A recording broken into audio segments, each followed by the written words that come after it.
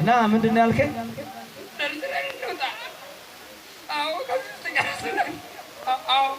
አወጣህ? በመጠጥ ይገባል። በዱቄት ተደርጎ የተሰጠን ጨለማ በዱቄት ከአቦ ወደዛ ግንጭ ከምትባል ሀገር ከግንጭ ነው የተሰራ። ቀላውላ ያስወልቀ ነው ቀለበት የጣት ቀለበት ነበረው። ጓደኛው ነበረ። ጓደኛዬ ነው ብሎ ሰጠውና ከዛን ለሞት ነበረ። ተሰራ። እንዴት አድርጋችሁ አስተኛችሁት? በምን አድርገን ድብድብ እናድርገን 15 ቀን አስተኛን። መድኃኒት የለም፣ ምርመራ ዓለም የለም። እግዚአብሔር አባዳ አለ። ግን እግዚአብሔር አባዳ ነው። እግዚአብሔር አባዳ ነው። በአንድ ቀን ጸበል ከዛው ከሆስፒታል ሊሞት ወደ ቤት ገባ። ከዛን አንድ ሴትዮ አመጣችና ሰጣችው። በቃ ደቀቀ።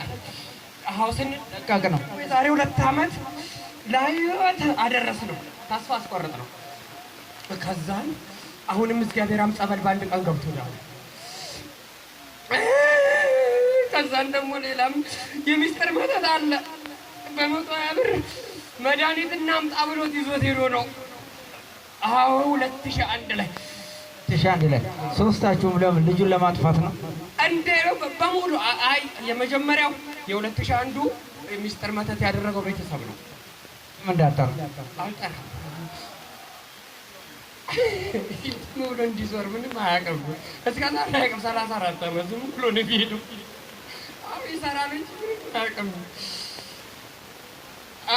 ይሰራ ሁሉንም ይሰራል። የማይሰራው የለም። ግን አንድ በራሱ ገንዘብ አንድ ልብስ መግዛት አይችልም። ወይ የተለበሰ ልብስ ለብስ ይችላል።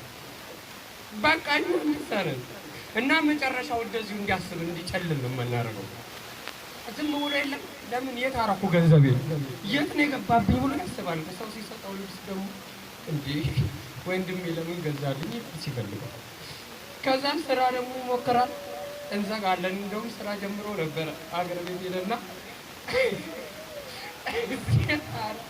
አረብ ገበያ አርሲ